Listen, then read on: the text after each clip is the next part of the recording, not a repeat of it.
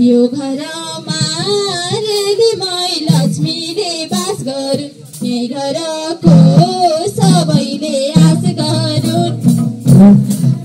रेलीमै लक्ष्मीले बास गरुन्, यही घरको सबैले आश गरुन्।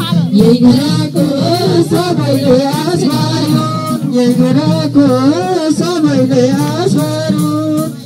धन्यवाद।